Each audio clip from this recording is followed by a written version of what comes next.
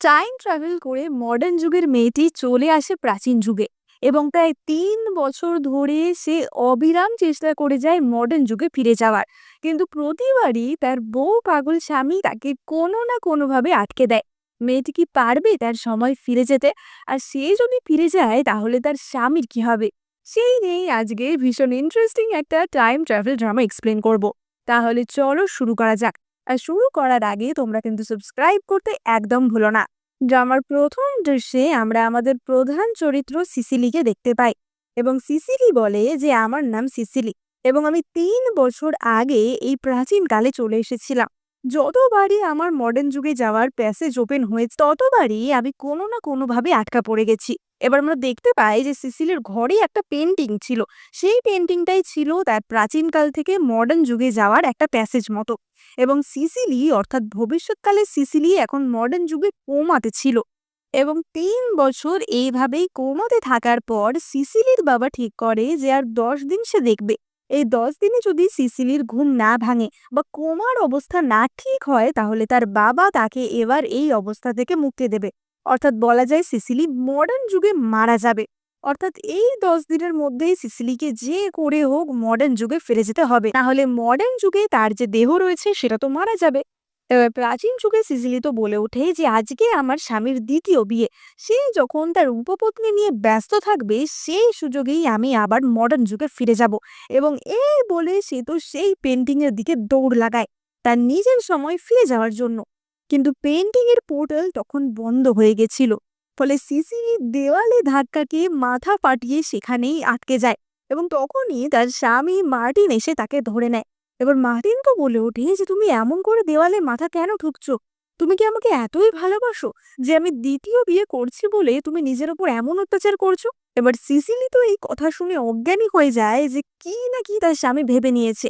এবং মার্টিন তো সঙ্গে সঙ্গে চিন্তিত হয়ে ডাক্তারকে ডাকে এবং ডাক্তার সিসিলিকে চেক আপ করে বলে যে সম্ভবত সিসিলি অনেকদিন ধরে খুব ডিপ্রেশনে ছিল, খুবই দুঃখের মধ্যে ছিল, তাই জন্যই সিসিলি এমনটা করতে গেছে। এবার সিসিলি তো চেয়েছিল এক জিনিস এবং হয়ে যায় তার সাথে আর এক জিনিস। মার্টিন তাকে জড়িয়ে ধরে বলে যে আমি নতুন বিয়ে করছি বলে তুমি নিজের প্রাণ নিতে যাচ্ছ? তুমি যদি চাও এক্ষুনি আমি সেই বিয়ে ভেঙে দেবো। সিসিলি তখনই মনে মনে বলে ওঠে যে বিয়ে ভেঙে দেবে মানে? আমি মেয়েটার বাবাকে ৩০ মিলিয়ন টাকা দিয়েছি এই বিয়ে করানোর জন্য। এবং সিসিলি বলে যে না, আমি তোমার বিয়েতে একদম কষ্ট পাইনি। আজকে তোমার ওই স্ত্রীর সাথে প্রথম রাত, তুমি যাও, ওখানে যাও। কিন্তু মার্টিন তো সেখানে যেতে রাজি হয় না। মার্টিন বলে যে না, আজকে আমি তোমার সাথেই থাকবো। ফলে সিসিলির এইবারেও মডার্ন যুগে ফিরে যাওয়ার প্ল্যান আবারও ফেল হয়ে যায়। এবার সিসিলি তো পরের দিন সকালে সেই পেন্টিং এর কাছে জিজ্ঞাসা করে যে কালকে রাতের বেলা আমি যেতে পারলাম না কেন, পোর্টালটা কেন বন্ধ হয়ে গেছিল। এবং পোর্টালের সিস্টেমটি জানায় যে এবার যদি সিসিলি মডার্ন যুগে ফিরে যেতে চায় তাহলে তাকে মার্টিনের থেকে একটা ডিভোর্স লেটার নিয়ে যেতে হবে। তার সাথে এই অতীতের সম্পর্ক যে শেষ হয়ে যাচ্ছে, প্রাচীন যুগে তার স্বামীর সাথে যে ডিভোর্স হয়ে যাচ্ছে সেটা সেই পেন্টিং এ সাবমিট না করলে সে মডার্ন যুগে যেতে পারবে না। এবার সিসিলি তো ভাবে যে এ আবার নতুন কি সমস্যা এবং সে লুকিয়ে লুকিয়ে মার্টিনের স্টাডিতে যায় এবং সে মার্টিনের শিলমোহর চুরি করে লুকিয়ে লুকিয়ে মার্টিনের মতো হাতের লেখা করে একটি চিঠি লেখে যে ৩ বছর হলো আমার স্ত্রীর সাথে আমার বিয়ে হয়েছে, কিন্তু তার সাথে আমার সেরকম কোনোই সম্পর্ক নেই। সে ভীষণই আনফিট একজন মহিলা, তাই আমি তার সাথে আর কোনো সম্পর্ক রাখতে চাই না। এবার এই চিঠি নিয়ে সিসিলি তো সেখান থেকে চলে যায় এবং কিছুক্ষণ পর মার্টিন তার স্টাডিতে কাজ করতে আসে।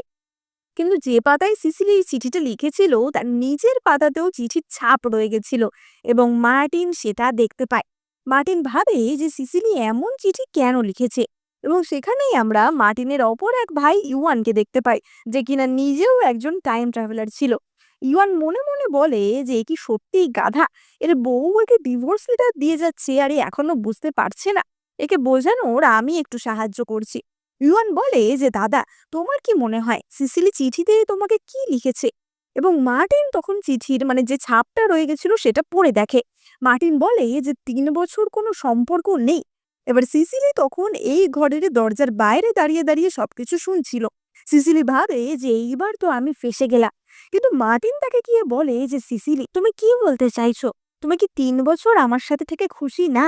তুমি কি আমার থেকে আরো বেশি সময় চাও? ঠিক আছে, আমি আরো ভালো করার চেষ্টা করব। আমি তোমাকে ভালো রাখার জন্য আগামী 6 মাস প্রতি রাতে তোমার ঘরেই থাকবো। এবার সিসিলি তো মনে মনে ভাবে যে ততদিনে আমি মডার্ন যুগে চলেই যাব, এবং সে তার নকল চিঠি নিয়ে তার পেন্টিং এর কাছে আসে মডার্ন যুগে ফিরে যাওয়ার জন্য। কিন্তু পেন্টিং এ তার সেই নকল চিঠি অ্যাকসেপ্টেড হয় না।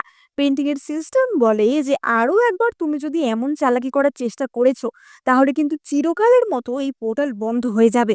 এবার সিসিলি তো চেঁচাতে থাকে যে এরম করলে কি করে হবে, তাহলে আমি আমার সময় কি করে ফিরবো। এবার অপরদিকে আমরা মার্টিন এবং ইওয়ানকে দেখতে পাই। ইওয়ান বলে যে দাদা, তোমার ভাগ্য গণনায় আছে আজ থেকে 9 দিন পর যেই দিনকে 7টা গ্রহ একই লাইনে আসবে বা 7টা গ্রহের অ্যালাইনমেন্ট হবে, সেই দিন নাকি তোমার স্ত্রী তোমাকে ছেড়ে চলে যাবে। তুমি কি সেই নিয়ে ভয় পাচ্ছ? মার্টিন বলে যে আরে এইসব ব্যাপার কিছুই না। আর তাছাড়া সিসিলি তো খুবই ভালো হেলথে রয়েছে, ও এত তাড়াতাড়ি মারা যাবে না বা অসুস্থ হবে না, সেই নিয়ে আমার কোনো চিন্তা নেই। ইউয়ান বলে যে আরে সেটা না, ছেড়ে যাওয়া মানে কি শুধু মারা যাওয়া নাকি? এবং মার্টিন তো তখনও অবুঝের মতো বলে যে আমাকে সিসিলি এমনিও বা ছেড়ে কোথায় বা যাবে, ও একজন সাধারণ গৃহবধূ, ও আমার বাড়ি ছাড়া আর বাইরে কাউকে চেনেও না, তো বাইরে গিয়ে কি করেই বা থাকবে, তুমি এই নিয়ে কোনো চিন্তা করো না। এবং তখনই মার্টিন লক্ষ্য করে যে সিসি তাদের দেবতার বেদির সামনে মন্ত্র পড়ছে এবং খুবই নাচানাচি করছে, এবং সিসিলি তখনই তার হাত কেটে 1 ফোঁটা রক্ত বলিদান স্বরূপ দেবতাকে দিতে যায়। কিন্তু ততক্ষণে সেখানে মার্টিন চলে আসে এবং সিসিলির ছুরি চেপে ধরে। মার্টিন বলে যে সিসিলি, তুমি এটা কি করছো? এবং সিসিলির রক্তের ফোঁটার বদলে মার্টিনের রক্তের ফোঁটা সেখানে পড়ে। এবার সিসিলির আরো একটা চেষ্টা বিফল হয়ে যায়। সেই বাড়ির মধ্যে ভবিষ্যতে যাওয়ার পোর্টাল তো আরো একবারের জন্য খুলে যায়, কিন্তু এবারেও সিসিলিয়া সেই পোর্টালের মাধ্যমে ভবিষ্যতে যেতে পারে না। এবার মার্টিন তো বলতে থাকে যে সিসিলি, তুমি এমনটা কেন করছিলে? আমি জানি যে অনেকদিন ধরে তুমি একটা সন্তান চাইছো, তাই বলে তুমি নিজের সাথে এমন করবে? আমাদের সন্তান হতে দেরি হতে পারে, কিন্তু তাতে তো তোমার কোনো দোষ নেই। আর যাই হয়ে যাক না কেন, আমি এই জীবনে তোমাকে কখনোই ছেড়ে যাব না। এবার সিসিলি তো ভ্যাঁ ভ্যাঁ করে কাঁদতে থাকে যে তার এই চান্সটাও চলে গেল। ওদিকে মার্টিন ভাবে যে সিসিলি হয়তো তার জন্য কাঁদছে, এবং মার্টিন সিসিলিকে জড়িয়ে ধরে সান্ত্বনা দিতে থাকে। এবার সিসিলি তো তার ঘরে চলে আসে এবং সে মনে মনে ভাবে যে আমি অনেক দিনের পুরনো একটা বই থেকে এই উপায়টা আবিষ্কার করেছিলাম, অর্থাৎ এই রক্তের ফোঁটা দেওয়ার উপায়টা। কিন্তু সেটাও একবারের বেশি ট্রাই করা যাবে না, সুতরাং এই চান্সটাও আমার নষ্ট হয়ে গেল। সুতরাং আবারও সেই পেন্টিং এর উপরই আমাকে ভরসা করতে হবে। আর পেন্টিং এর মাধ্যমে মডার্ন যুগে যাওয়ার জন্য তাকে তো ডিভোর্স পেপার দিতে হবে। কিন্তু এদিকে মার্টিন তো বলেছে যে সে সারা জীবনে কখনোই সিসিলিকে ছাড়বে না। তাহলে এবার কি হবে?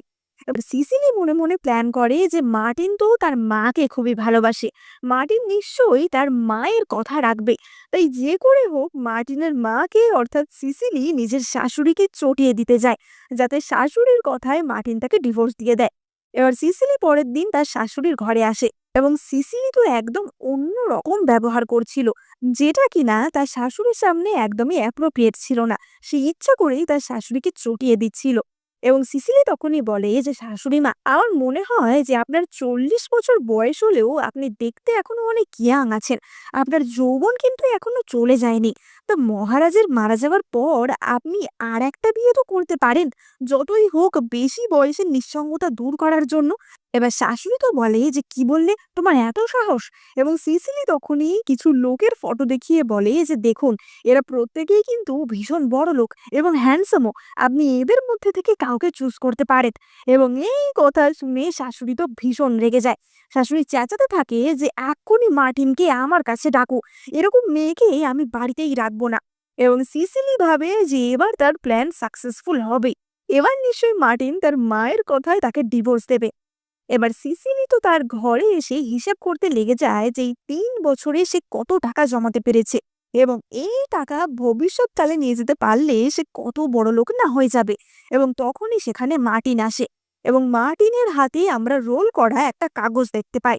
সিসিলি বলে ওঠে যে মার্টিন, আমি জানি যে আমি তোমার জন্য একদমই উপযুক্ত মেয়ে নই, আমার কোনো ট্যালেন্টও নেই, আমার কোনো শিক্ষা দীক্ষাও নেই। আমি বুঝতে পারছি যে তার জন্যই তুমি আমাকে ডিভোর্স দিতে চাও, এবং আমি তার জন্য কোনো কমপ্লেনও করব না, আমি ডিভোর্স নিতে রাজি আছি। এই বলে সিসিলি তো তার হাতের কাগজটা নিতে যাচ্ছিল, কিন্তু মার্টিন তখনই তাকে জড়িয়ে ধরে এবং বলে যে সিসিলি, আমি জানি যে সত্যিই তোমার কোনো ট্যালেন্ট নেই বা তোমার শিক্ষা-দীক্ষাও নেই। কিন্তু আমি এটাও জানি যে তুমি খুব ভালো মনের। আমার মা যে বুড়ো বয়সে কষ্ট পাচ্ছে একা থেকে তুমি সেটা বুঝতে পেরেছো। দেখো, আমিও মায়ের জন্য কিছু ক্যান্ডিডেট সিলেক্ট করেছি। চলো আমরা দুজনে মিলে মায়ের জন্য একটা ভালো পাত্র খুঁজে বার করি। এবার সিসিলি তো পুরোই হতবাক হয়ে যায় যে এটা তার সাথে কি হচ্ছে? সে যাই প্ল্যান করছে সেটা তার উপর ব্যাকফায়ার করছে। তাই জন্য সিসিলি এবার অন্যরকম একটা প্ল্যান করে। রাতের বেলা সিসিলি তার যে অ্যাকাউন্টেন্ট বা হিসাবরক্ষক ছিল সেই ছেলেটিকে অর্থাৎ হুগোকে ডেকে পাঠায়। এবার হুগো তো বলে যে ম্যাডাম, আপনি এত রাতে আমাকে ডেকে পাঠিয়েছেন, এটা তো একটুখানি দৃষ্টিকটু দেখায়। এবং সিসিলি তাকে কিছু টাকা দিয়ে বলে যে এখনো তোমার কোনো অসুবিধা আছে? এবার হুগো তো টাকা নিয়ে সঙ্গে সঙ্গে পকেটে ঢুকিয়ে ফেলে এবং সিসিলি তখনই হুগোর জামা কাপড় ধরে টানাটানি করতে শুরু করে। এবার সিসিলি মার্টিনের সামনে এমন দেখাতে চায় যেন সে পরকিয়া করছে এবং তখনই সেখানে মার্টিন আসে। সিসিলি তো সঙ্গে সঙ্গে বলে ওঠে যে মার্টিন, আমাকে ক্ষমা করো, এতে হুগোর কোনো দোষ নেই, আসলে আমারই দোষ। তুমি যদি কোনো শাস্তি দিতে চাও তাহলে আমাকে দাও। এবার মার্টিন তো সঙ্গে সঙ্গে সিসিলিকে হুগোর সামনে থেকে সরিয়ে দেয় এবং সে হুগোকে বলে যে মিস্টার হুগো, এই কথা যেন বাইরের কেউ আর জানতে না পারে, আপনি এখান থেকে চলে যান। এবং হুগো তো সঙ্গে সঙ্গে জানলা টপকে লাফ দিয়ে সেখান থেকে পালায়। সিসিলি বলে ওঠে যে তুমি ওকে এইভাবে ছেড়ে দিলে, তুমি আমার উপর রাগ করনি? এবং মার্টিন বলে যে রাগ, আমি বুঝতে পেরেছি, আমি দ্বিতীয় বিয়ে করেছি তাই জন্য তোমার হিংসা হয়েছে তাই না? তাই জন্য তুমি আমাকেও জেলাস করার জন্য এইসব করছো। ঠিক আছে, এর ক্ষতিপূরণ আমি করে দেব। এবং এই বলে মার্টিন সিসিলিকে কিস করে এবং তারা রোম্যান্স করতে লেগে যায়। মানে সিসিলি যতভাবে মার্টিনের বিশ্বাস ভাঙার চেষ্টা করছিল কোনোটাই কাজে দিচ্ছিল না। এবার পরদিন সকালে সিসিলি ভাবে যেটা কি হচ্ছে। মার্টিন যতই লয়াল হোক না কেন, আমাকে কিছু একটা তো করতেই হবে, কারণ আর মাত্র 6 দিন বাকি রয়েছে। আমি এই প্রাচীন যুগে এসে আর কিছু করি না করি, খানিক পয়সা কামিয়েছি এবং সেই পয়সাই আমি এবার কাজে লাগাবো। আমি আমার শাশুড়িকে দিয়ে এই কাজটা করাবো।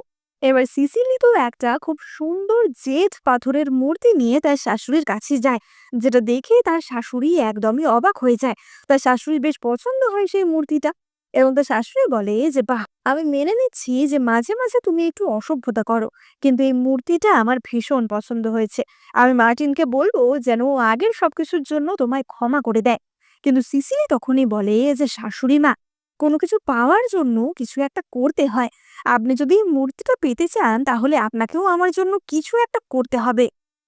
এবার সিসিলির কথা মতো তার শাশুড়ি তো মার্টিনের কান ভরতে শুরু করে এবং শাশুড়ি মার্টিনকে বলে যে দেখো মার্টিন, সিসিলি আসলেই কোনো কমবেন না।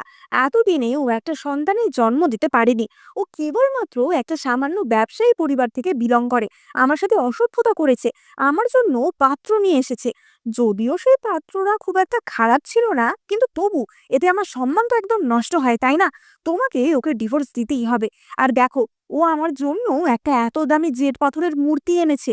ও নিশ্চয়ই আমাদের থেকেই টাকা চুরি করেছে। ও হচ্ছে একজন বিশ্বাসঘাতক।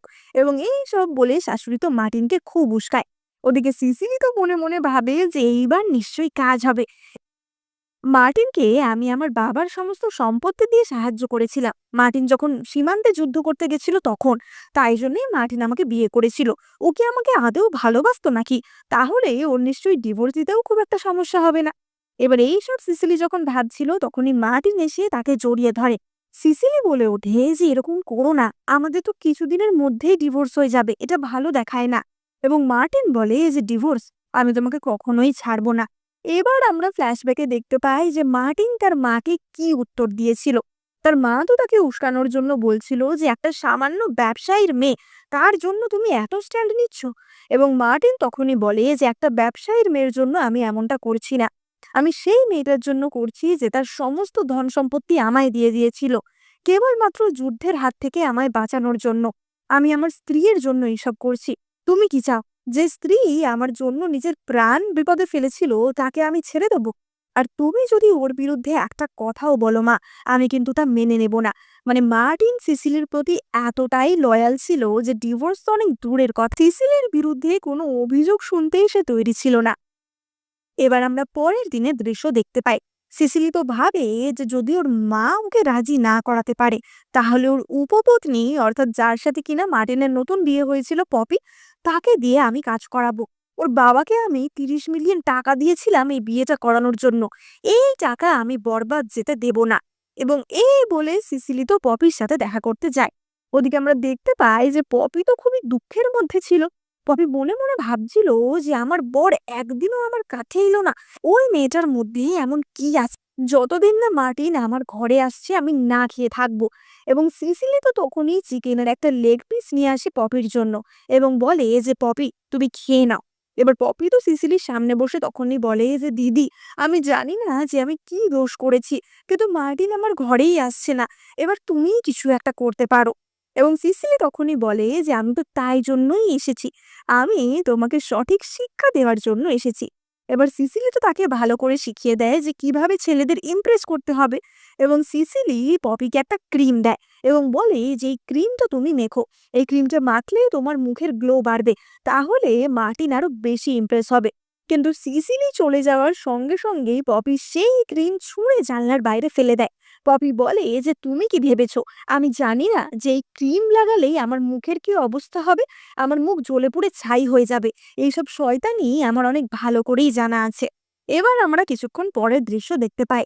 মার্টিন তাদের লনে বসে কিছু কাজ করছিল এবং তখনই সেখানে পপি আসে মার্টিনের জন্য কিছু খাবার নিয়ে।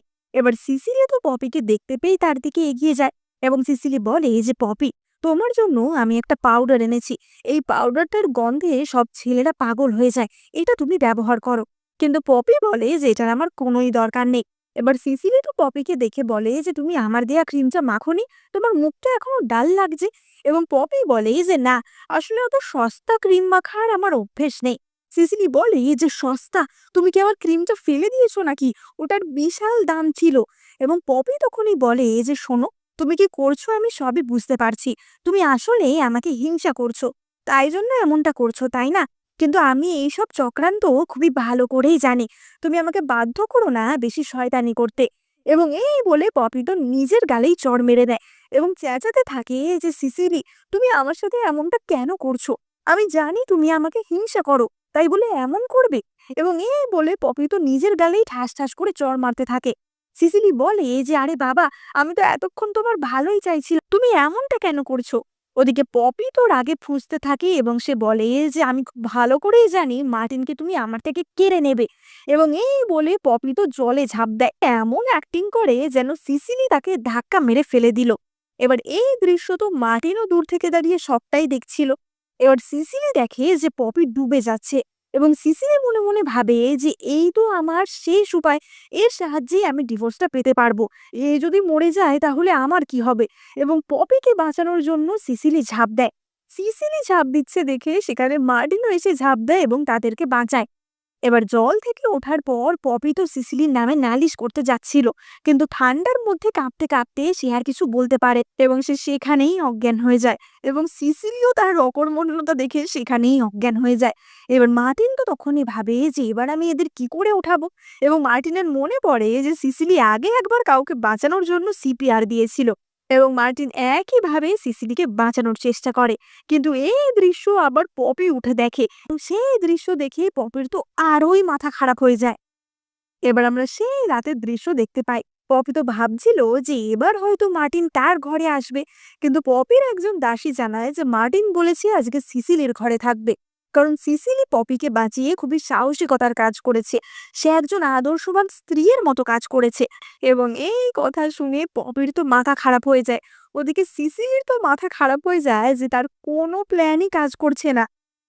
সিসিলি বলতে থাকে যে বিশ্বাস করো মার্টিন, আমি ওকে ঠেলে ফেলেছিলাম, আমার খুব হিংসা হচ্ছিল তাই জন্য। এবং মার্টিন বলে যে ঠিক আছে ঠিক আছে, আমি তোমার কথা বিশ্বাস করছি, আমি আমাদের গার্ডেনের সব কিছু একদম চেঞ্জ করে দেবো, যাতে তোমার আর কোনো রকম কোনো বিপদ হতে না পারে। আমি জানি তুমি খুব ভালো মনের এবং তুমি পপিকে বাঁচাতেই চেয়েছিলে। এবং এই বলে মার্টিন তো আবারও রোম্যান্স করতে শুরু করে দেয়। এবার পরের দিন পপি তার একটি দাসীকে দেখে যে তার দাসীর মুখটা খুব গ্লো করছে, খুব সুন্দর লাগছে। এবং পপি সেই দাসীকে জিজ্ঞেস করে যে তুমি মুখে কি মেখেছো বলো তো, তোমার মুখটা এত সুন্দর লাগছে। এবং দাসীটি জানায় যে আগের দিনের সেই ফেলে দেওয়া ক্রিমটা সেটাই সে মেখেছে।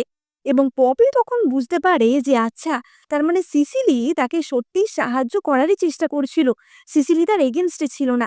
এবং পপি সঙ্গে সঙ্গে ছুটে সিসিলির কাছে যায় এবং পপি বলে যে, "সিসিলি, আমি সত্যিই ক্ষমা চাইছি তোমার কাছে। এখন থেকে তুমি যা বলবে আমি সব মেনে চলবো।" এবং সিসিলি বলে যে, "ঠিক আছে, এবার আমি তোমাকে ট্রেনিং দেব।" এবার সিসিলি তো পপিকে তার কোমর সরু রাখার জন্য, তার মুখের শেপ ঠিক রাখার জন্য নানা রকমের ট্রেনিং দেয়। এমনকি তাকে ফিশ বাথ দিয়ে তার ডেড স্কেল ওঠানো থেকে শুরু করে তাকে একদম চকচকে বানিয়ে দেয়, যাতে মার্টিন পপিকে দেখলেই একদম গলে যায়। এবার সেই রাতে মার্টিন আগে সিসিলির ঘরেই যায়, কিন্তু সিসিলি মার্টিনকে তাড়িয়ে পপির কাছে পাঠায়। এদিকে পপি তো তার ঘরে প্র্যাকটিস করছিল যে মার্টিন এলেই সে কিভাবে কথা বলবে, এবং তখনই সেখানে মার্টিন আসে।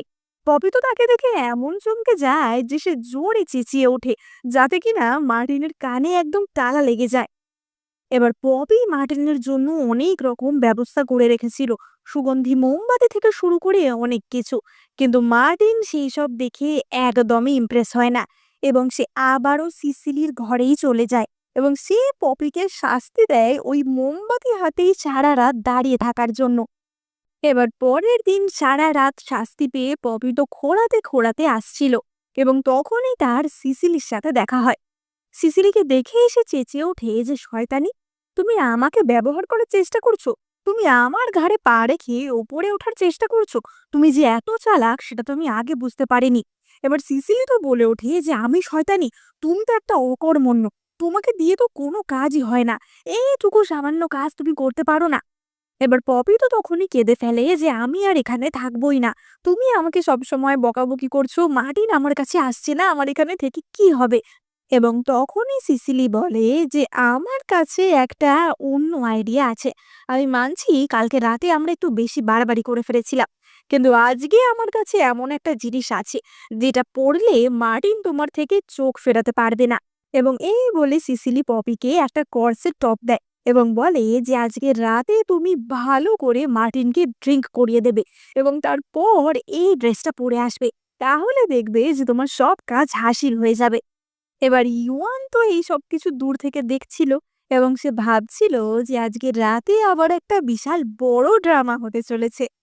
এবার আমরা রাতের বেলা দৃশ্য দেখতে পাই। মার্টিন তো পপির ঘরে গেছিল এবং পপি বলে যে, "মার্টিন, আজকে আমার দাদার মৃত্যুবার্ষিকী, সেই জন্য আমার মনটা খুব খারাপ।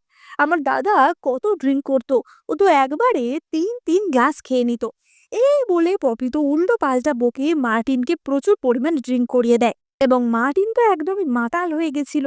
এবং তখনই পপি সেই কর্সের টপটা পরে সেখানে আসে এবং মার্টিন তাকে দেখে ভাবে যে, "বাহ, কি সুন্দর লাগছে!" এবং পপি মার্টিনের কোলে উঠে বসে। এবার অপরদিকে তাদের ঘরের বাইরে আমরা তখন সিসিলিকে দেখতে পাই এবং সিসিলি খুবই স্যাড মুখ নিয়ে সেখানে দাঁড়িয়েছিল। ইউয়ান এই দৃশ্য দেখে ভাবে যে সিসিলি তার মানে সত্যিই মার্টিনকে ভালোবাসে। যতই হোক না কেন, অন্য কারোর সাথে নিজের স্বামীকে দেখলে খারাপ তো লাগবেই। কিন্তু সিসিলি তখনই বলে ওঠে যে, "বাহ, আমার কাজ তার মানে হয়ে গেছে। এবার আমি শান্তি করে আমার সময় ফিরে যাব। ও আমাকে ডিভোর্স দিক না দিক, আমি ওকে ডিভোর্স দিয়ে যাচ্ছি।" এবং এই বলে সিসিলি চিঠি লিখতে বসে যে, "তুমি আমাকে ছেড়ে এখন অন্য উপপত্নীর দিকে বেশি নজর দিচ্ছ। এটা আমি কিছুতেই মেনে নিতে পারবো না। তাই জন্য আমি তোমাদের সম্পর্ক থেকে বেরিয়ে যাচ্ছি।" যতই হোক, তার কথা ছিল এই সম্পর্ক শেষ করে তাকে মডার্ন যুগে যেতে হবে। এবার সিসিলি তো একদমই তৈরি ছিল মডার্ন যুগে যাওয়ার জন্য, এবং তখনই তার মার্টিনের পুরনো স্মৃতিগুলো মনে পড়ছিল, যে সে যতই চেষ্টা করুক না কেন মার্টিনকে দূরে সরানোর, মার্টিন তো তাকে ভুলই বুঝতো না, তাকে সব বিষয়ে একদম সন্দেহই করতো না, ভীষণ বিশ্বাস করত। কিন্তু সিসিলি পরক্ষণেই ভাবে যে যাই হয়ে যাক না কেন, এই পৃথিবীটা, এই দুনিয়াটা আমার জন্য না। 4 দিন পর আবারও সেই 7টা প্ল্যানেট এক অ্যালাইনমেন্টে আসবে, সেদিনই আমাকে এখান থেকে ফিরে যেতে হবে। এবার সিসিলি যখন এইসব ভাবছিল তখনই মার্টিন তার ঘরে চলে আসে এবং মার্টিন বলে যে, "কি ব্যাপার, আর 4 দিন পর কি হবে?" সিসিলি তো বলে ওঠে যে, "তুমি এত তাড়াতাড়ি ফিরে কেন এলে?" এবং আমরা দেখতে পাই যে মার্টিন আসলে পপির সাথে কখনো ক্লোজই হয়নি।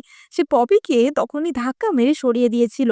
পপি যদিও অনেক চেষ্টা করেছিল মার্টিনকে ভালোবাসার, কিন্তু মার্টিন তাকে কোনো রকম পাত্তা দেয়নি। এবং মার্টিন ইচ্ছা করে একটা কাঁচের গ্লাস নিজের হাতে ভেঙে ফেলে, যাতে এই চোটের কারণে তার সমস্ত নেশা কেটে যায় এবং সে সেখান থেকে সোজা সিসিলির কাছে চলে আসে।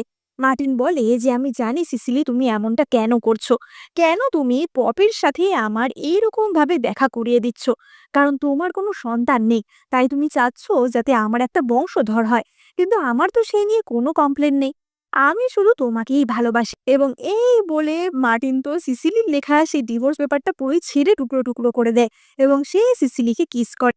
এবার আমরা পরের দিন সকালের দৃশ্য দেখতে পাই। সিসিলি তো ভাবে যে এবার আমি যে করে হোক পপির সাথে মার্টিনের মিল করাবই, এবং পপি ভাবে যে এবার আমি যে করে হোক সিসিলিকে আমার রাস্তা থেকে সরাবো। ফলে পপি রাতের বেলা মার্টিনের পানীয়ের মধ্যে কিছু ড্রাগ মিশিয়ে দেয় এবং সেটা মার্টিনকে দেওয়ার জন্য নিয়ে যায়। ওদিকে সিসিলি যখনই দেখে যে পপি আর মার্টিন একই ঘরে আছে, সে একটি বাঁশের স্ট্রয়ের মাধ্যমে তাদের ঘরে কিছু নেশা জাতীয় ধোঁয়া ছাড়ার চেষ্টা করছিল। কিন্তু পপি উল্টো দিক থেকে ফুঁক মেরে সেই ধোঁয়া আবার সিসিলির মুখে ঢুকিয়ে দেয়। এবার পপি তো সিসিলিকে ধরে টানতে টানতে মার্টিনের কাছে নিয়ে আসে এবং বলে যে মার্টিন দেখো, এ আমাদের ক্ষতি করার চেষ্টা করছিল।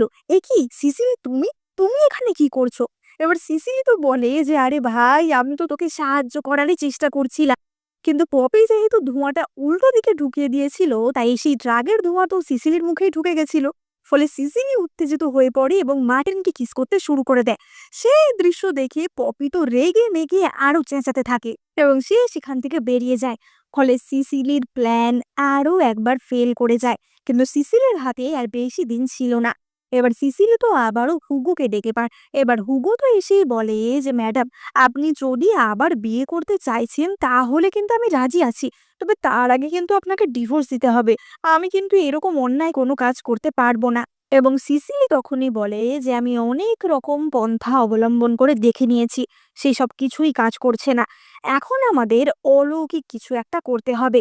সে হুগোকে বলে যে আমি শুনেছি তুমি নাকি নানা রকমের চার্ট টার্ট বানাতে পারো, তুমি কি সেই সব করতে পারবে? তুমি আমার জন্ম তারিখ নিয়ে একটা বার চার্ট বানাও এবং সেখানে তুমি এমন ভাবে দেখাবে যে আমি যার সাথেই থাকবো তার মৃত্যু অবধারিত। আমি ভীষণ অপয়া, আমি ভীষণ ডিমনিক একটি মেয়ে, আমি যেই সংসারে থাকবো সেই সংসার একেবারে ধ্বংস হয়ে যাবে। তুমি আমার জন্ম তারিখ নিয়ে এমন একটা চার্ট বানিয়ে দাও এবং সেটাই আমি মার্টিনকে দেখাবো।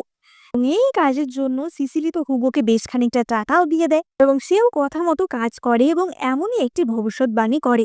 এবার সিসিলি তো পরের দিন সেই চার্ট নিয়ে গিয়ে তার শাশুড়ি এবং মার্টিনকে দেখায়। সিসিলি বলে যে আসলে আমি ভীষণই অপয়া, আমার ভীষণই বাজে মুহূর্তে জন্ম হয়েছিল।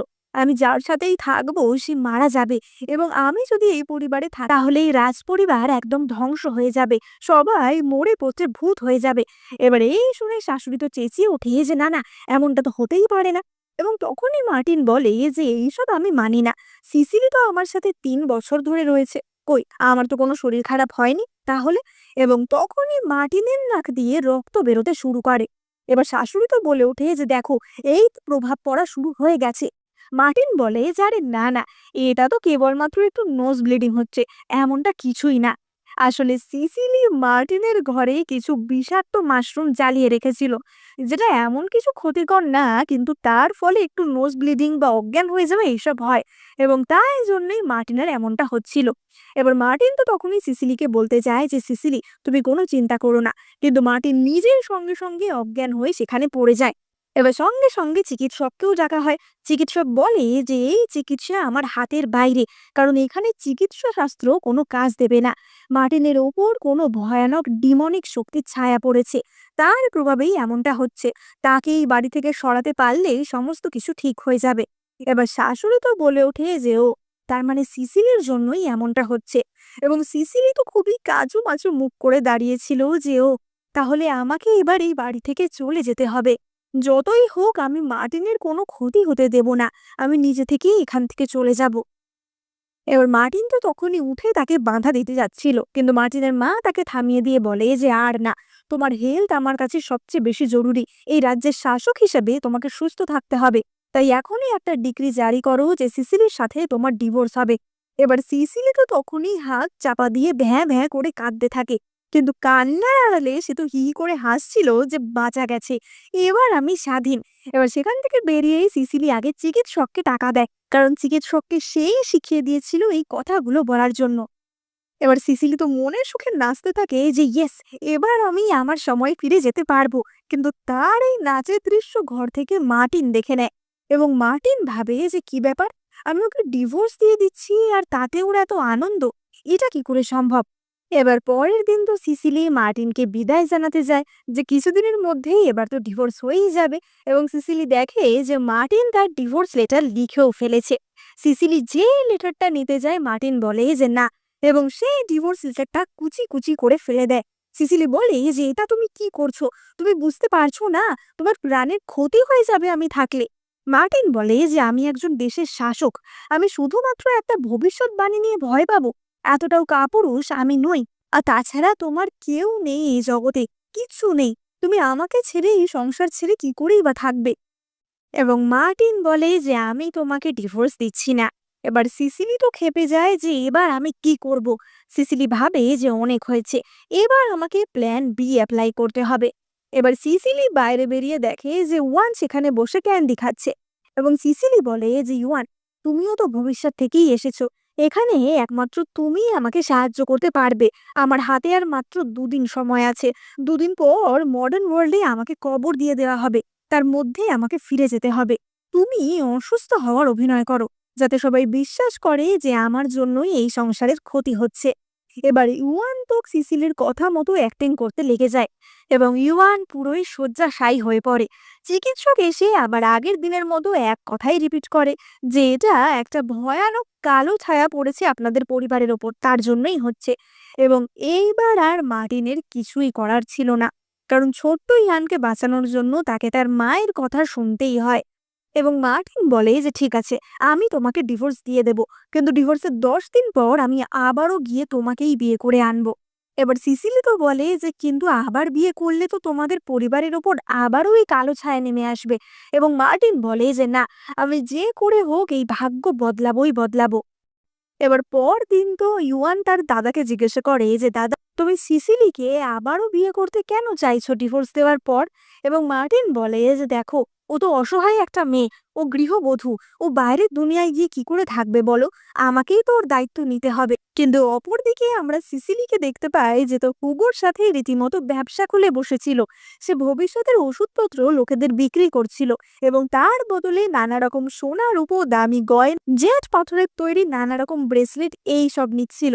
সিসিলি ভেবেছিল যে মডার্ন যুগে যাওয়ার আগে যত পারি দামি জিনিস আমি এখান থেকে কুড়িয়ে কাচিয়ে নিই, যাতে ওখানে গিয়ে আমি বড় লোক হতে পারি। ওদিকে মার্টিন তো ইউয়ানকে বলে যে আমাকে ছাড়া ওকে তো কেউ সম্মানও করবে না। কিন্তু অন্যদিকে আমরা দেখতে পাই যে সবাই তো সিসিলির কাছে হাত জোড়ো করে বসে পড়েছিল। এবার মার্টিন ইউয়ানকে বলে যে আমি শুনেছি যে বাজারে একটা নতুন দোকান খুলেছে, সেখানে নাকি নানা রকমের মিরাকিউলাস ওষুধ পাওয়া যাচ্ছে। আমি সেখান থেকে তোমার জন্য ওষুধ নিয়ে আসবো, সেই ওষুধে তুমি নিশ্চয়ই সেরে উঠবে। এবং মার্টিন সেই দোকানে ওষুধ আনতে যায়, অর্থাৎ মার্টিন সিসিলির দোকানে ওষুধ আনতে আসে। এবার সিসিলির মুখে তো তখন মাস্ক পরা ছিল, তাই জন্য মার্টিন সিসিলিকে চিনতে পারে না। এবার মার্টিন এসে তাদের দোকানে ওষুধ চায়, কিন্তু তখনই সিসিলি বলে যে ওষুধ দিয়ে আর কোনো কাজ নেই, কারণ তোমার ভাইয়ের যেটা হয়েছে সেটা অন্য কারণে হয়েছে। তোমাদের বাড়িতে নিশ্চয়ই এমন কেউ আছে যার জন্য এমনটা হচ্ছে, তাকে সরাতে হবে। এবং হুগো তো তখনই বলে যে হ্যাঁ মাস্টার, আসলে সিসিলিকে সরালেই আপনার ভাই ঠিক হয়ে যাবে। এবং মার্টিন নিজের মনে বলতে থাকে যে সত্যি, এই কথা যদি বাইরে জানাজানি হয়ে যায় তাহলে সিসিলি কতটাই না কষ্ট পাবে, সবাই ওকে নিয়ে কথা বললে ওর কতটাই না খারাপ লাগবে। এবং তখনই মার্টিন সিসিলির কানের দুলটা লক্ষ্য করে এবং সে দেখে যে এই মহিলার কানের দুল তো পুরোই তার স্ত্রীর কানের দুলের মতো।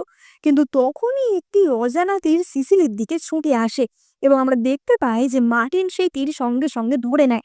হুগো তো এই দৃশ্য দেখে সেখানেই অজ্ঞান হয়ে যায় এবং সেই শত্রুগুলি তখনই তো মার্টিনের ওপর হামলা করে।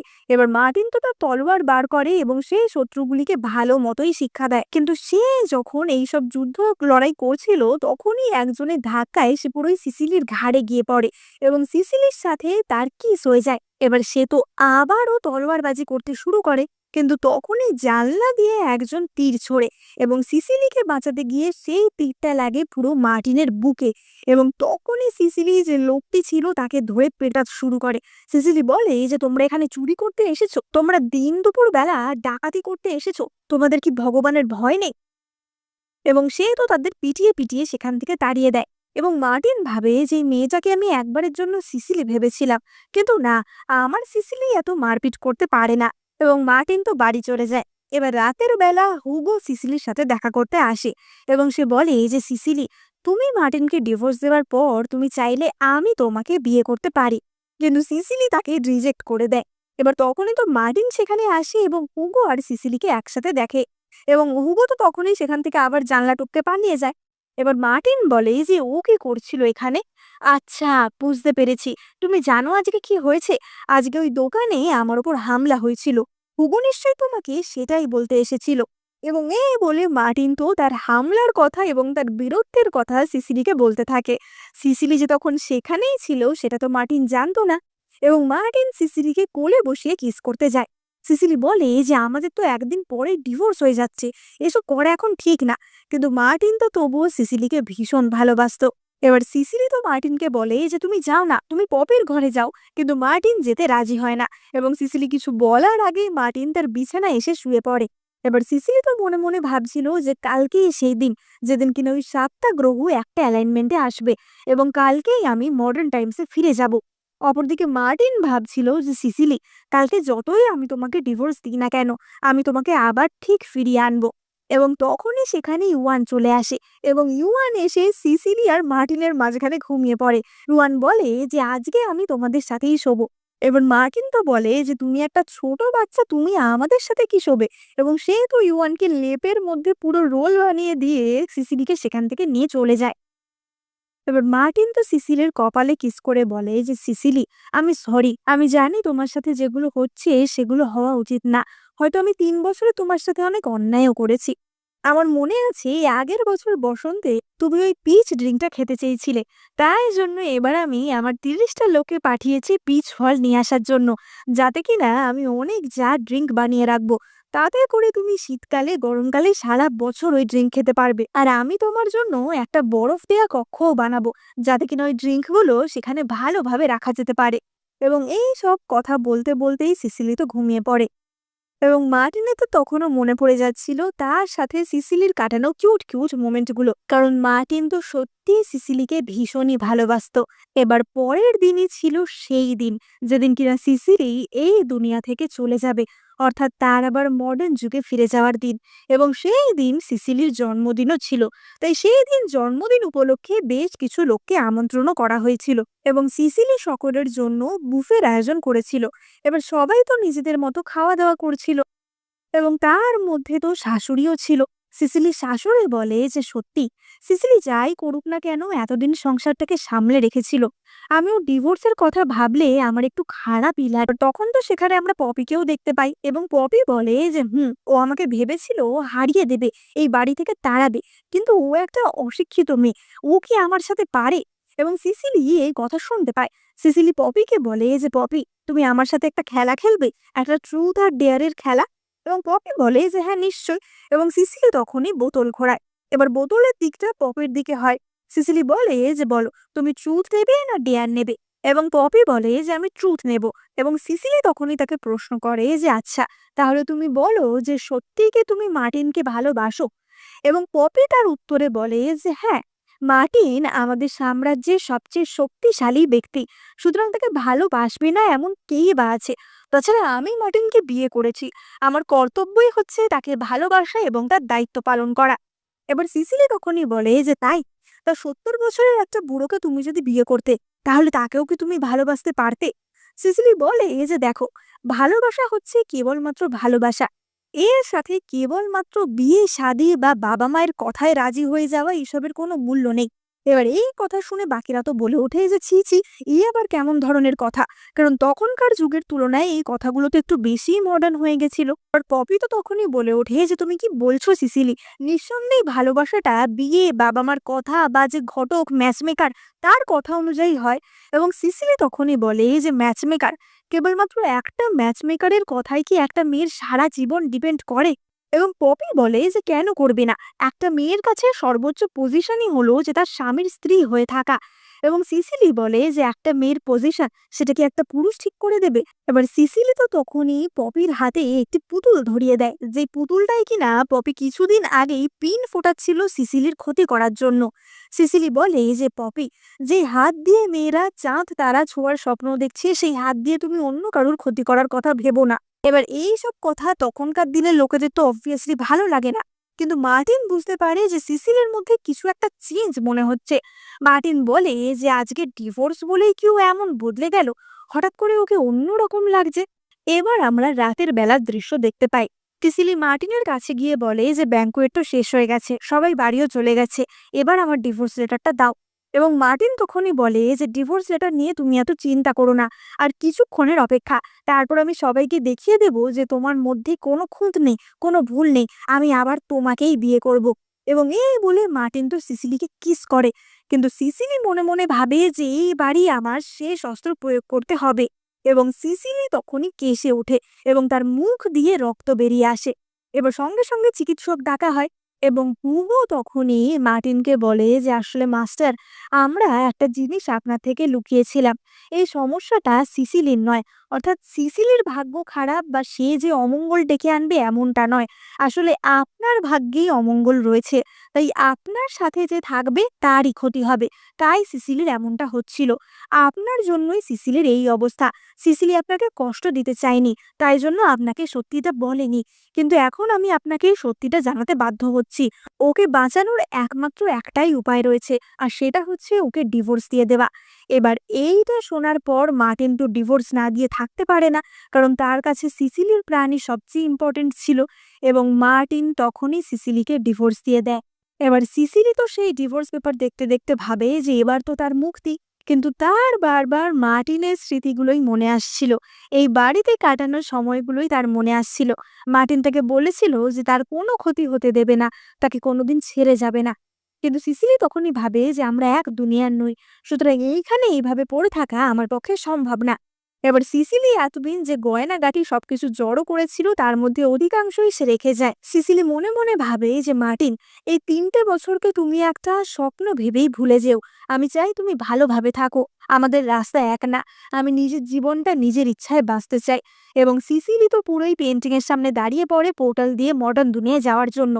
অপরদিকে আমরা মার্টিনকে দেখতে পাই, যে কিনা নিজের রাজার পদ, নিজের শাসকের পদ ত্যাগ করে। মার্টিন বলে যে আজকে আমি শাসক বলে সবার এত এক্সপেকটেশন আমার থেকে, কিন্তু এবার থেকে আমি একজন কমনারে পরিণত হলাম, একজন সাধারণ মানুষ, যাতে আমাকে নিয়ে বা আমার সিসিলিকে নিয়ে কারোর কোনো বক্তব্য না থাকে। এই রয়্যাল ফ্যামিলির কোনো অংশ আমি নই, এই আমার অমঙ্গলের জন্য বা আমার ভাগ্যের জন্য কারোর ক্ষতি হোক বা সিসিলির জন্য কারোর ক্ষতি হোক, এটা আমি হতে দেব না। এবার ততক্ষণে আমরা দেখতে পাই যে আকাশে 7টা তারা বা 7টা গ্রহ এক লাইনে চলে এসেছিল। ওদিকে মার্টিন তো তার শপথ নেহা গ্রহণ করে ছুটে সিসিলির কাছে আসে তাকে বলার জন্য যে এবার থেকে আমি একজন কমনার, এবার থেকে আমি তুমি সারা জীবন একসাথে থাকবো। কিন্তু সিসিলি ততক্ষণে মডার্ন যুগের উদ্দেশ্যে রওনা দিয়েছিল। এবার মার্টিন তো সেখানে এসে সিসিলিকে দেখতে পায় না, এবং মার্টিন সিসিলি রেখে যাওয়া নানা গয়নাগাটি, মুক্তো এগুলো দেখতে পায়।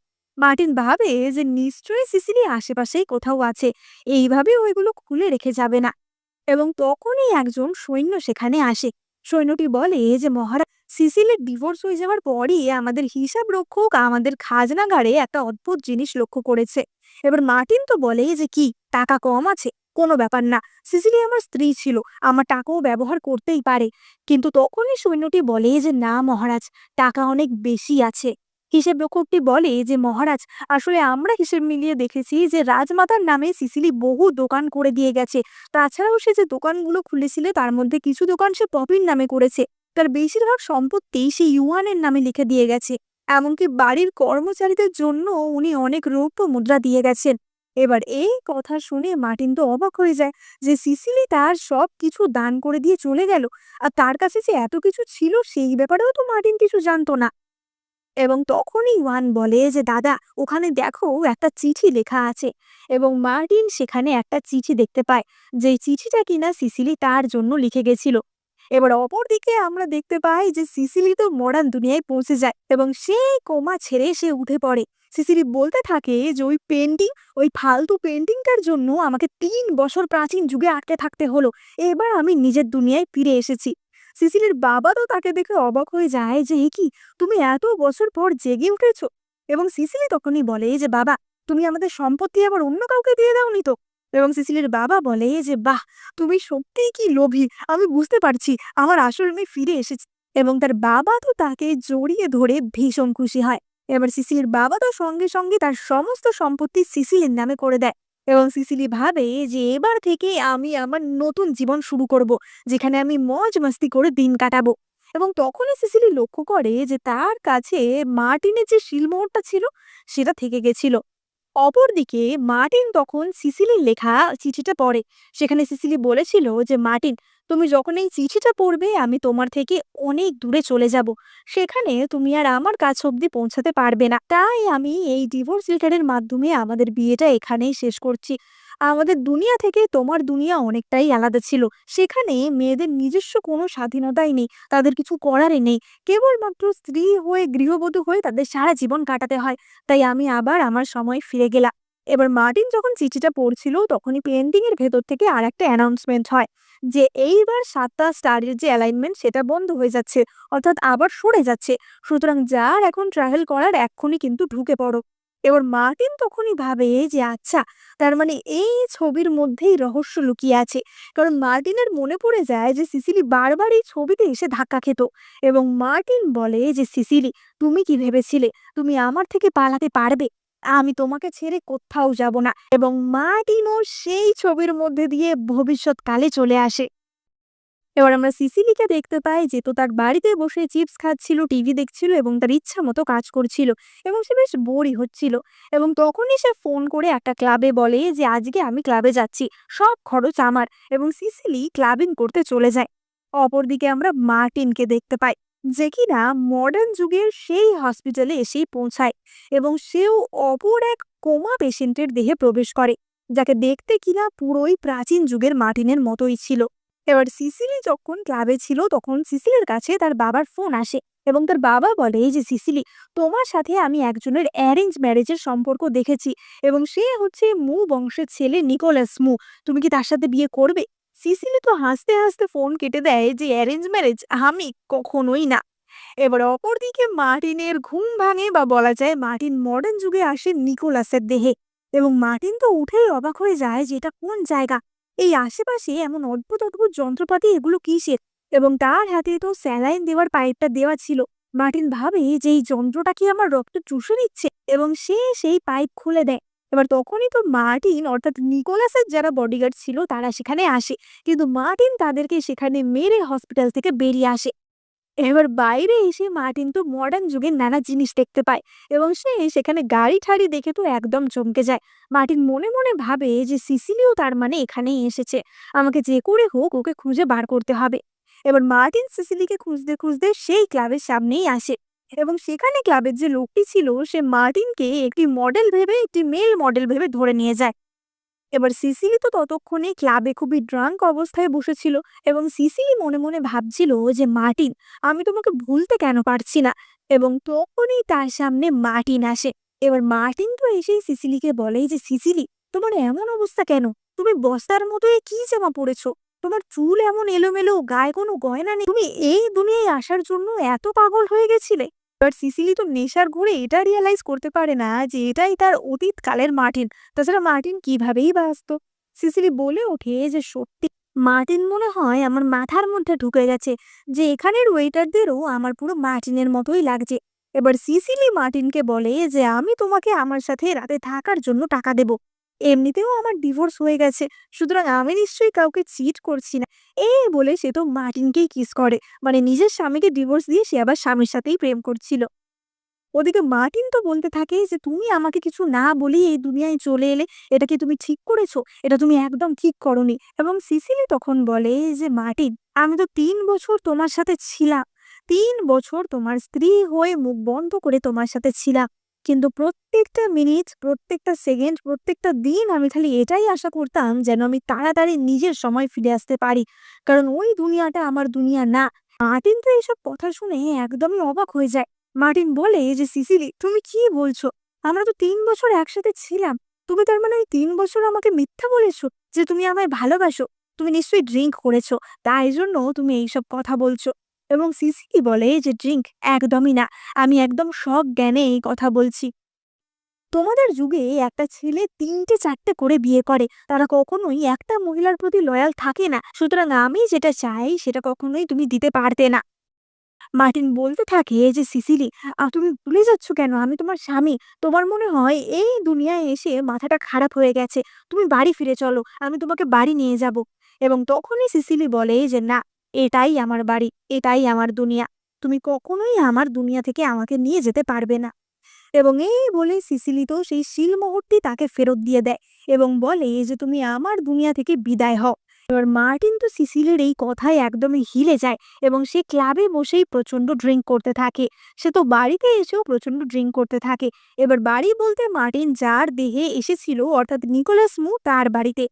মার্টিন ভাবে যে আমি তো তোমাকে কথা দিয়েছিলাম যে আমি কখনো তোমায় ছেড়ে যাব না, তাহলে কি আমি সেই কথা রাখতে পারবো না? এবার তখনই সেখানে নিকোলাস মুয়ের বাবা আসে এবং তাকে এই অবস্থায় দেখে বলে যে আমাদের বাড়ির ছেলে তার এই অবস্থা, সে কোথায় সব দায়িত্ব নেবে তা না, তোমার সাথে আমাদের পরিবার কোনো সম্পর্ক রাখবে না, ওকে এক্ষুনি এই বাড়ি থেকে বার করে দাও। আর সিসিলির পরিবারকে জানিয়ে দাও যে সিসিলির সাথে ওর বিয়েও আর হবে না। এবার সিসিলির নাম শুনেই মার্টিন তো উঠে পড়ে এবং সে বলে যে সিসিলি, সিসিলির সাথে আমার বিয়ে। এবং মার্টিন ঠিক করে যে সিসিলি তাকে যেভাবে চায় সে সিসিলিকে সেভাবেই আপন করে নেবে। এবং মার্টিন এই দুনিয়ায় থাকার নিয়ম কানুন সবকিছু শিখে নেয় এবং সে তাদের মূল পরিবারের ব্যবসা সবকিছু সামলাতে শুরু করে।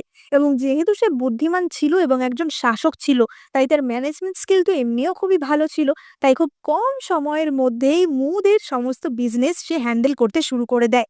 সে মনে মনে ভাবে যে এই মু পরিবারের বিজনেসকেই আমি কাজে লাগাবো তোমাকে ফিরিয়ে আনার জন্য। এবার অপরদিকে আমরা সিসিলিকে দেখতে পাই যে ভাবছিল যে আগের দিন রাতের ওই ব্যাপারগুলো, ওগুলো কি সত্যি ছিল নাকি ওগুলো কোনো স্বপ্ন ছিল। এবার সিসিলি তার বাবাকে বলে যে বাবা, তুমি না একজনের সাথে আমার অ্যারেঞ্জ ম্যারেজের কথা ঠিক করেছিলে, সে কে? এবং সিসিলি সেই অ্যারেঞ্জ ম্যারেজের ছেলেটির সাথে দেখা করতে যায়, যেটা কিনা মার্টিনই ছিল। এবার সিসিলি তো তাকে দেখেই বুঝে যায় যে এটা প্রাচীন কালের মার্টিন। এবং সিসিলি বলে যে না, আমাদের মধ্যে কখনোই গুড ম্যাচ হতে পারে না, আমি তোমাকে বিয়ে করতে রাজি নই। এবং সে সেখান থেকে চলে যায়। এবার সিসিলি যখন সেখান থেকে বেরিয়ে যাচ্ছিল, মার্টিনও তার পিছন পিছনই আসছিল। এবং তখনই মার্টিন লক্ষ্য করে যে ছাদের উপর থেকে একটা টব পড়ে যাচ্ছে। মার্টিন সঙ্গে সঙ্গে গিয়ে সিসিলিকে জড়িয়ে ধরে, যাতে কিনা সেই টবটা সিসিলির না লাগে। সিসিলি বলে যে তুমি কি আমাকে এতই ভালোবাসো নাকি যে ওই দুনিয়া থেকে এখানেও চলে এলে? তুমি কবে আমার পিছু ছাড়বে বলো তো? আমি তোমার কাছে তোমার খাঁচার পাখি হয়ে থাকতে চাই না। আমি এমন একটা ভালোবাসা চাই যেখানে কেউ সুপিরিয়ার থাকবে না, যেখানে দুজনেই সমান থাকবে। তাই আমি তোমার সাথে আর ফিরে যাব না, তুমি এখান থেকে যাও। এবং এই বলে সিসিলি তো সেখান থেকে চলে যায়। কিন্তু বাড়ি গিয়ে সিসিলি খবর পায় যে মার্টিন তাদের দরজার সামনে সকাল থেকে শুয়ে আছে। ফলে সিসিলি তো মার্টিনকে বাড়িতে ঢোকাতে বাধ্য হয়। এবার মার্টিন তো অ্যাক্টিং করতে থাকে যে সে এই মডার্ন যুগের কিছুই জানে না এবং সিসিলি তাকে সব কিছু শিখিয়ে দেয়। আসলে মার্টিন এই সবকিছু করছিল সিসিলির কাছে কাছে থাকার জন্য, তার থেকে ভালোবাসা পাওয়ার জন্য। মার্টিন এমনকি টয়লেট থেকে জল খেতে যায়, কিন্তু সিসিলি তাকে বাধা দেয় যে আরে বাবা, এটা জল খাওয়ার জায়গা না। এমনকি লিফটে ওঠার সময় মার্টিন বলে যে আরে, এটা একটা চলন্ত কফিন, এটাতে তুমি ওঠো না, এটাতে আমি ভীষণ ভয় পাচ্ছি। এবং সে সিসিলিকে ভয় পাওয়ার নাটক করে জড়িয়ে ধরে। এবার এরকম ভাবেই তারা দিন কাটাচ্ছিল। কিন্তু একদিন সিসিলি লক্ষ্য করে যে মার্টিন নিজে থেকেই মাইক্রোওয়েভে কিছু একটা গরম করছে এবং সিসিলি দেখে যে মার্টিন ফোনে কারোর সাথে বিজনেস সংক্রান্ত কথা বলছে। এবার সিসিলি তো বুঝে যায় যে আচ্ছা, তার মানে মার্টিন এতদিন যে না জানার নাটক করছিল সেগুলো সবই মিথ্যে, কারণ আমি তো কোনোদিন ওকে মাইক্রোওয়েভ চালাতে শেখাইনি। সিসিলি বলে যে তুমি আমাকে মিথ্যে কথা কেন বলেছিলে? মার্টিন বলে যে আমি তো তোমার সাথে থাকার জন্যই তোমাকে মিথ্যে কথা বলেছিলাম।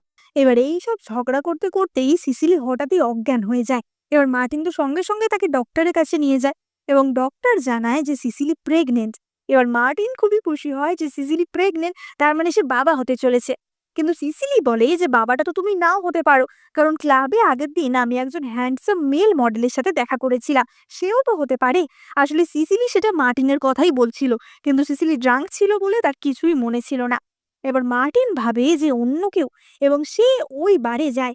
মার্টিন বলে যে এই বারে সিসিলির সাথে কে দেখা করতে এসেছিল এবং ওয়েটারটি ভাবে যে যে এসেছিল তাকে তো এর মতোই দেখতে অনেকটা। ওয়েটারটি বলে যে সেই ছেলেটা তো আপনার মতোই অনেকটা দেখতে। মার্টিন বলে যে ধ্যাত, তুমি তার ফটোটা নিয়ে মু কোম্পানির সিকিউরিটি ডিপার্টমেন্টে পাঠিয়ে দেবে। এবং ওয়েটারটি বলে যে ঠিক আছে। এবার মার্টিন তার সিকিউরিটি ডিপার্টমেন্টে কল করে বলে যে তোমাদের কাছে কিছুক্ষণের মধ্যে একটা ফটো যাবে, সেই ছেলেটাকে পিটিয়ে ছাতু করতে হবে। এবার মার্টিনের গুন্ডাদের কাছে তো মার্টিনেরই নিজের ফটো যায়, ফলে সেই গুন্ডারা এসে মার্টিনকেই পেটাতে শুরু করে। এবার তারা তো জানতো না যে মু কোম্পানির মালিককে কেমন দেখতে, সুতরাং তারা যার ফটো পেয়েছিল তাকেই তারা পেটায়। ওদিকে সিসিলি জানতে পারে যে আগের দিন রাতে যে মেল মডেলটার কথা সে ভাবছিল সেটা আসলে মার্টিনই ছিল। তাই সিসিলি সঙ্গে সঙ্গে মার্টিনকে খোঁজার জন্য বেরিয়ে পড়ে। সিসিলি গিয়ে দেখে যে মার্টিন তো সেই গুন্ডাদের অনেকটাই পিটিয়ে শায়েস্তা করে দিয়েছিল, কিন্তু সিসিলি আসাতে মার্টিন একটু অন্যমনস্ক হয়ে যায় এবং সেই সুযোগে একজন গুন্ডা একটি লোহার ডান্ডা দিয়ে মার্টিনকে মারে, ফলে মার্টিন সেখানেই পড়ে যায়। এবার গুন্ডারা তো সেখান থেকে পালায় সঙ্গে সঙ্গে এবং সিসিলি দেখে যে মার্টিন প্রায় মারা যাচ্ছে, কারণ তার মাথার পিছনে ভীষণ চোট লেগেছে, সেখান থেকে রক্ত বেরোচ্ছে। সিসিলি বলে যে মার্টিন, তুমি মারা যেতে পারো না, তুমি মরে গেলে এই দুনিয়া থেকে তুমি চলে যাবে, তুমি আর আসতে পারবে না, সেটা কখনোই হতে পারে না। এবার মার্টিন তো বলে যে সিসিলি, তাহলে তোমারও আমাকে হারানোর ভয় আছে। সিসিলি বলে যে তুমি এত স্টুপিড কেন, তুমি কি বুঝতে পারছো না? এবং তখনই আমরা দেখতে পাই যে তাদের সামনে ম্যাজিক্যালি সেই পেন্টিংটা অ্যাপিয়ার হয়, যেটা সাহায্যে কিনা তারা এতদিন টাইম ট্রাভেল করছিল। এবং মার্টিন তখনই বলে যে সিসিলি, তোমার মনে আছে আমি তোমাকে কি বলেছিলাম, যে আমরা স্বামী স্ত্রী এবং আমাদের ভালোবাসা নিয়ে কখনো সন্দেহ করো না, আমি সারা জীবন তোমাকেই ভালোবাসবো। এবার সিসিলিও তো কাঁদতে থাকে, কারণ সে বুঝতে পারছিল যে মার্টিন হয়তো এবার মারা যাবে।